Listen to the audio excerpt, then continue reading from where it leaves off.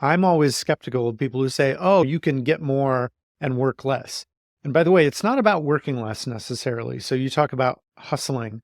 It's about setting yourself up for success. It's about setting big goals, but then making it as easy as possible to reach those goals. Most people, there's so much they want to achieve that when they can achieve the things more easily, they'll take that energy and they will plow it into additional things.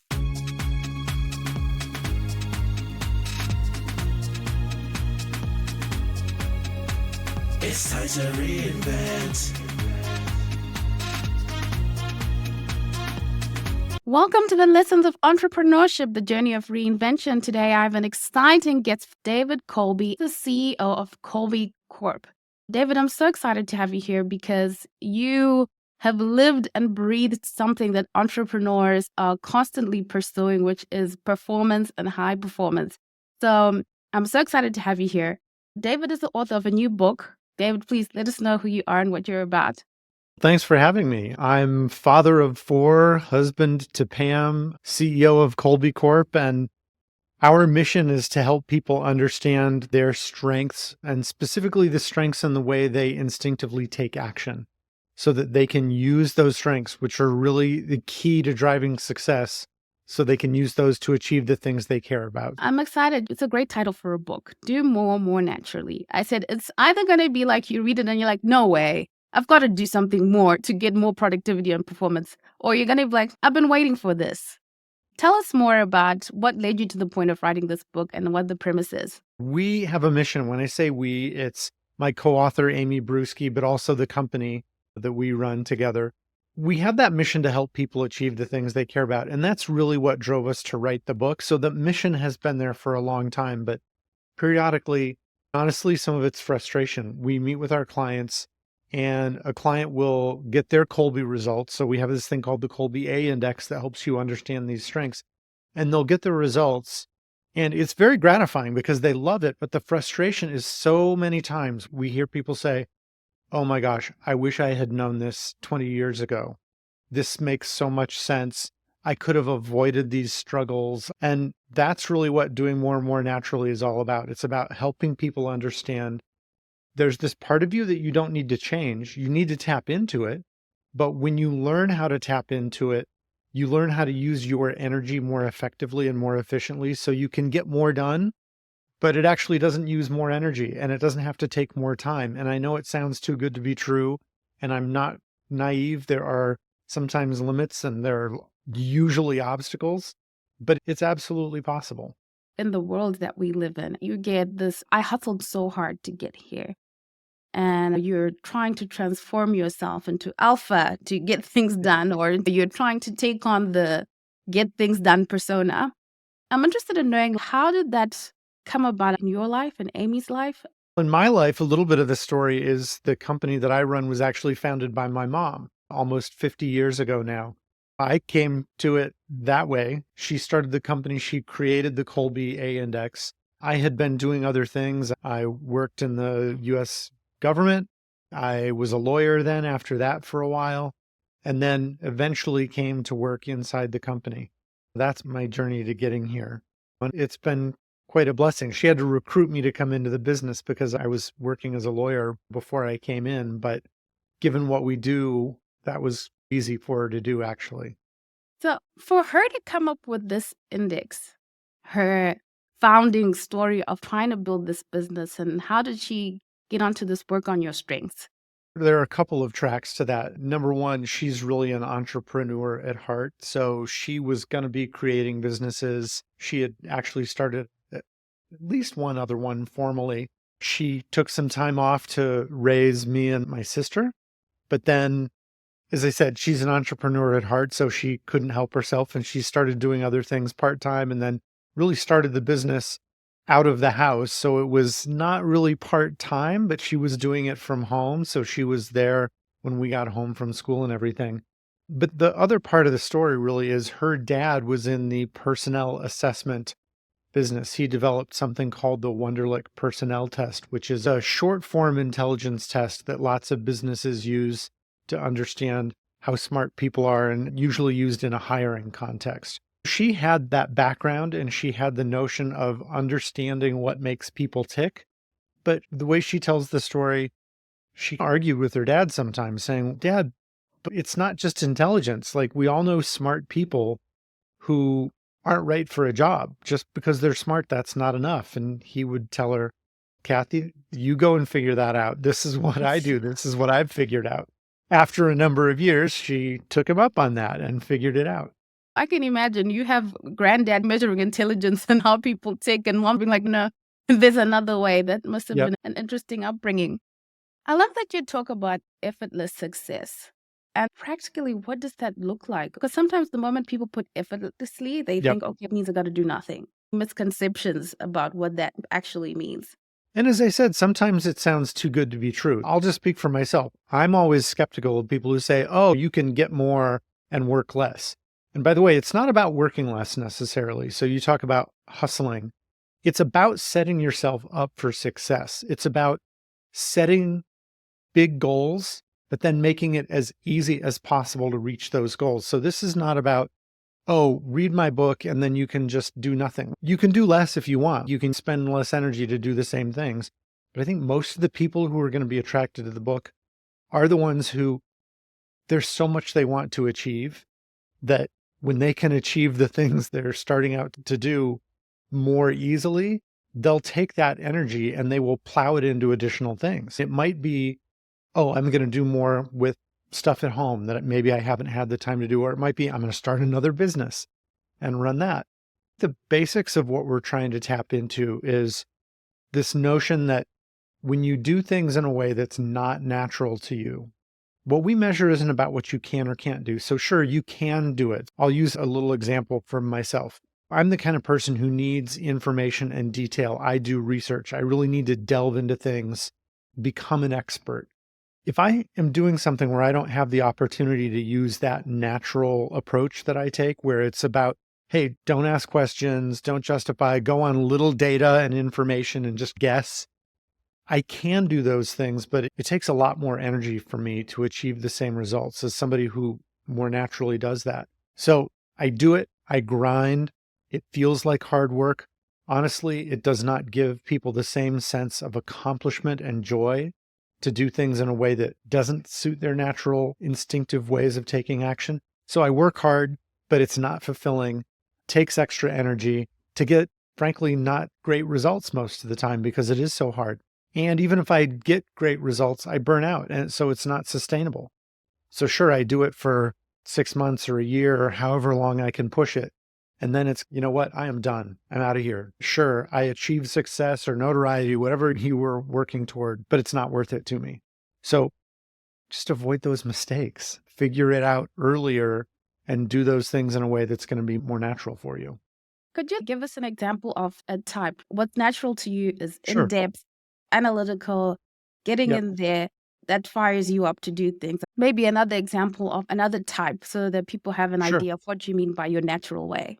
Yes. What we analyze if you take a Kolbe Index, and by the way, you can read the book and you don't need to take a Kolbe Index. We leave the jargon out. But what we do is identify 4 what we call action modes. The first one I described is what we call the fact finder. That's how you deal with gathering and sharing information. The next one is what we call follow through, and it's how you deal with systems, structure, organization. So at one end of the spectrum are people who naturally create systems. If there's a chaotic situation, they will find the patterns. They will put that chaos into structure. They will then follow through. That's where the name comes from. They'll follow through with that system and structure. So if there's a 12-step process, they'll do the 12-step process. The other end of the spectrum is somebody who's very open-ended and adaptable. They're very low on bureaucracy. So if there's a 12-step process for this person, they probably won't get through all 12 steps. Maybe they'll do it once or twice, and then they'll look for shortcuts and efficiencies. And it's just the way they are, by the way. It's not, oh, they're a rebel. Like, maybe that's the way it comes off, but it's not that they're doing it to be rebellious. They're just doing it because that's who they are. The next one is what we call quick start, and it's how we deal with innovation, taking risks, dealing with new and unknown stuff. I'll start at the other end of the spectrum this time. On the one hand, It's somebody who stabilizes, somebody who figures out what works and sticks with what works rather than doing something new just for the sake of doing something new. That's the person on the other end of the spectrum. They experiment, they take risks, they do things differently just to do things differently.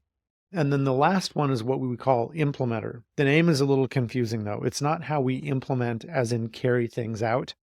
That's more the follow through one. The name comes from the use of tools and implements. So it's all about the way we deal with the three-dimensional, tactile, literally hands-on kind of worlds. One end of the spectrum are people who take action by building, physically constructing. If they tackle a project, they gather tools and they physically are going to put it together. They need to walk and be in a physical space. That's the way they take action. The other end of that spectrum is somebody who imagines, somebody who doesn't need to see something to do it or believe it. They just create more conceptually rather than physically building stuff. So that's the quick run through of those four. That's really great and comprehensive. I even thought of myself just in the house when I'm cooking. I can't follow a recipe, and for some reason, I just cannot. I'm dreading it, and I just skip steps, and I try to figure it out from a few pictures. And my Yeah. daughter will always say, "But mom, there's a recipe. Are you following the steps?" So it's interesting that you say that even in everyday little things, we sometimes don't know why, or we just Right. think, "Oh, I'd just rather not read that," or "I just prefer Yeah. not to." Yeah. And that's a great example, partly because, so I challenged you just a little bit on the language. You said, oh, I can't follow a recipe. You can. You can. You've done it before when you had to, but you won't follow a recipe. If Mhm. left to your own devices, you'll just do it differently. And sure, you can follow that recipe, but that's because that's not naturally you. The process of cooking is less appealing for you if that's the way you're forced to do it. So, for instance, and you'll see this, with chefs, there's some acclaimed chefs who don't follow recipes, who just create and invent. And then there are others who are the opposite. I create the recipe and it is very detailed and is meant to be followed. Even though I created it, if I'm making this dish, I'm going to do it exactly the right way. It's not that one or the other of those approaches is right in some all-encompassing way. It's just each approach is right for that person. I would always say, I wish I could follow a recipe. And like you said, it's not that I cannot. I just won't. And it just Right. doesn't feel good to me. But Right. I admired people who could. And I always said, oh, I wish I could. So, Right. yeah, it's interesting that understanding that natural way. Yeah.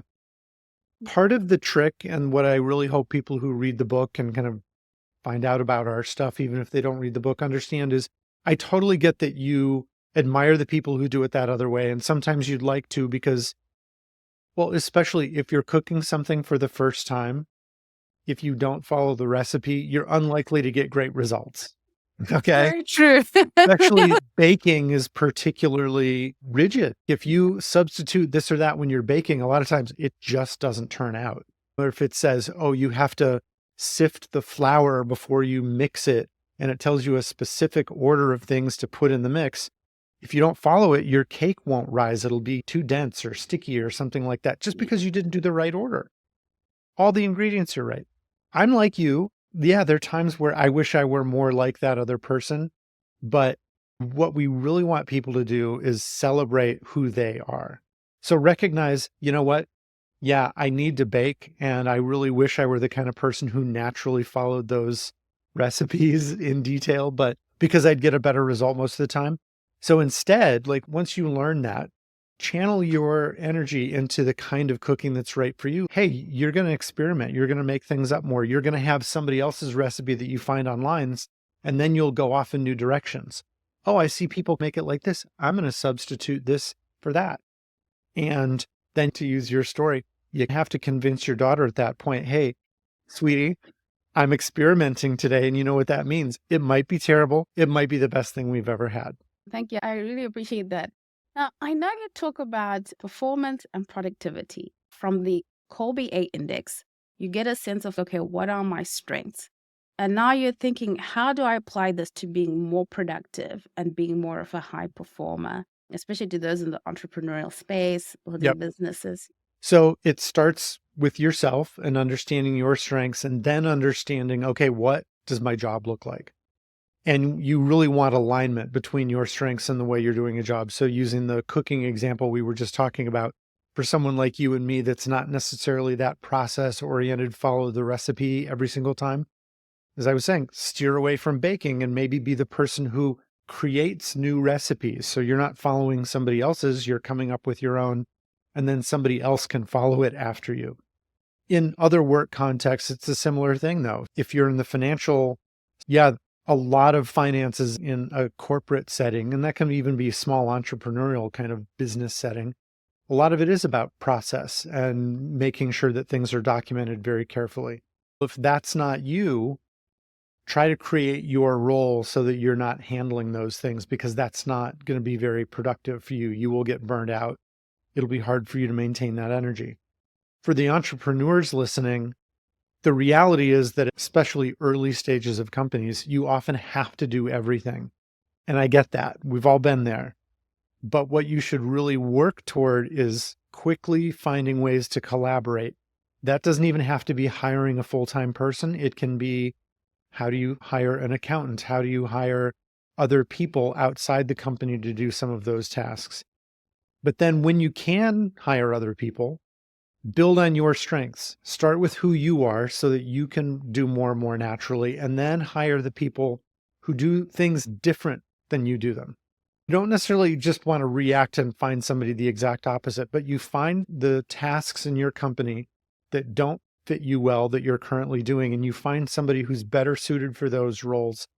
And the company will just, it can explode. It can just be so much better because that potential is unlocked and you are not then doing things that are a bad fit for you. I came across some writings, I can't remember who the author is, and he was talking about how he just focuses on one thing. Once he realized he was very good at deal making, that was the business. Everything else that he had been doing at that point that he thought was the business, but that really wasn't getting him very far and was draining his energy and the momentum was slow. Once he just said, you know what, deal making is the business, everything else has got to go, he just propelled his business. Right. When it's being smart about everything else having to go, usually that doesn't mean nobody has to do it. It usually means I shouldn't be doing it. So for an entrepreneur, if deal making is your thing, set yourself up for success by having all the other requirements of the job dealt with by somebody else. So it is then about being able to have that focus. That freedom is really part of your success, to have the freedom to do things your own way, to be yourself.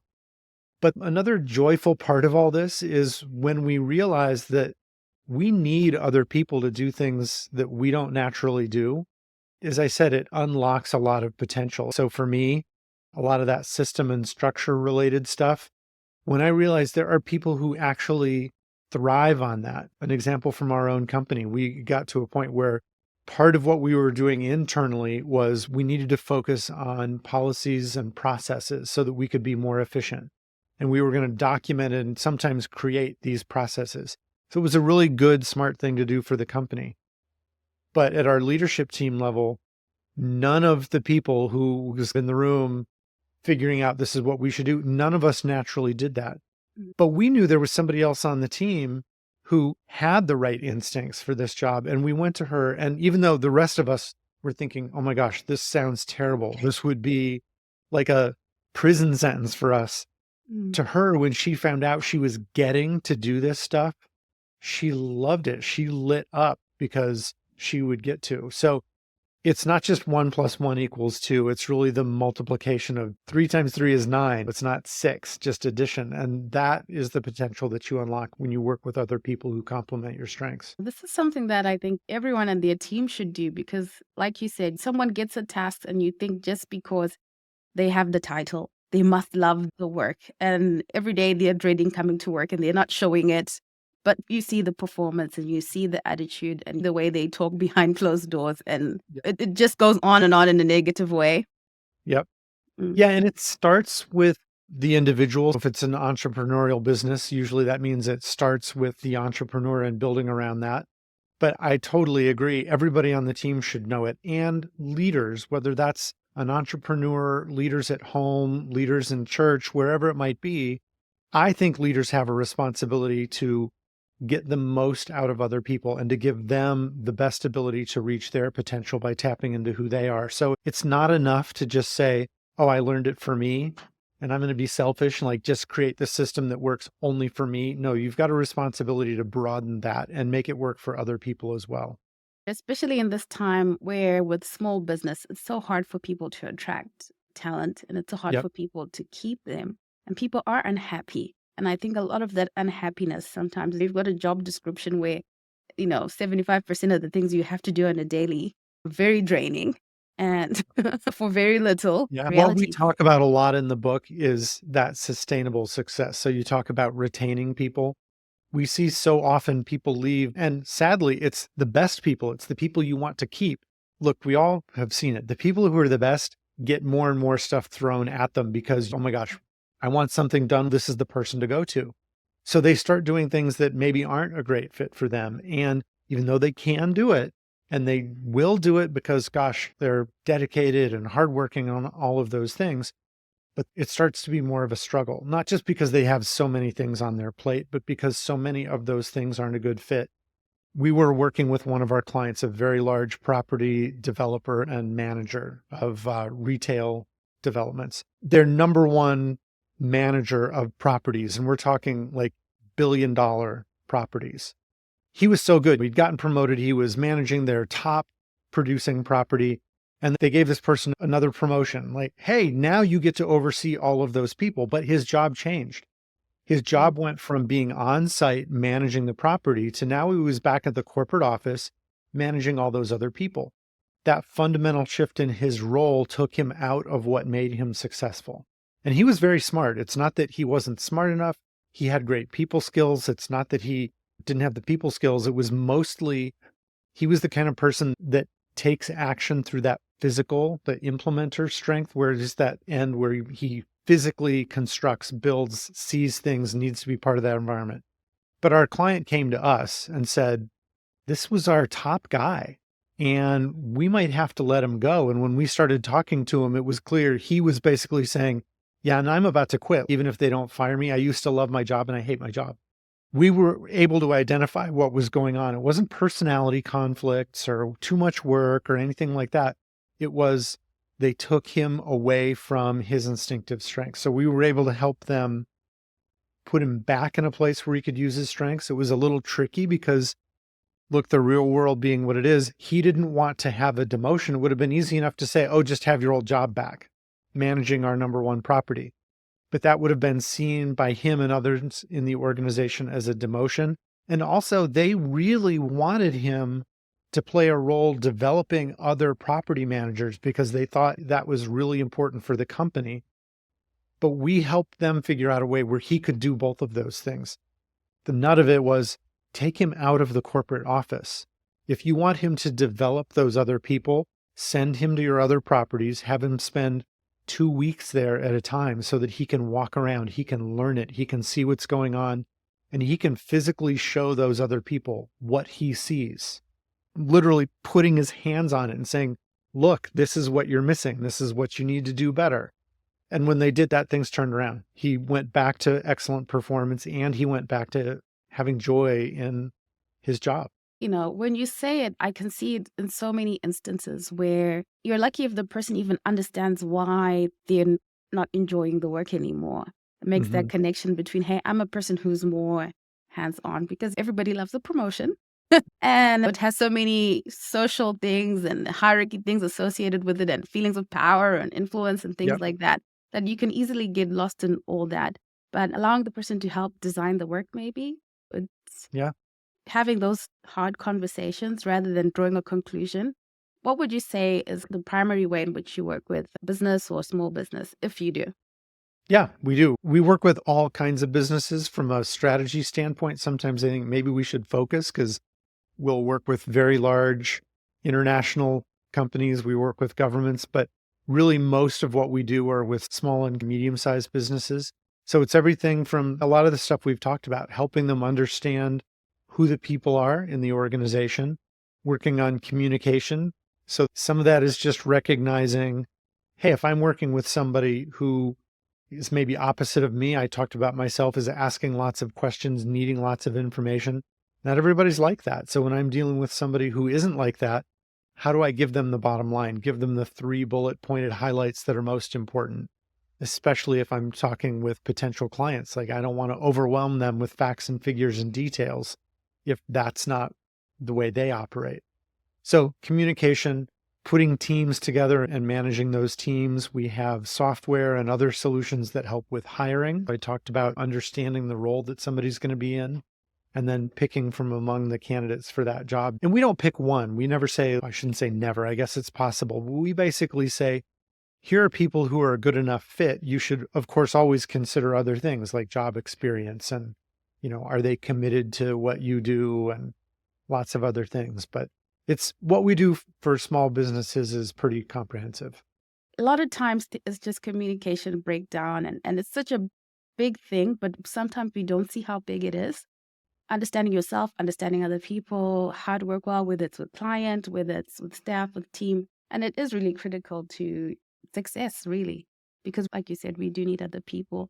Thank Yep. you so much, David. Please, the new book is called Do More, More Naturally. And they've got a Kolbe Index that you can take to find out your strengths and understand how you tick so that you Yeah. can really perform and be more productive. Is there anything I missed, David? No, I think that's all. If people are interested in getting their Kolbe Index, they can go to kolbe.com, KOLBE.com. Thank you so much. And thank you for your time.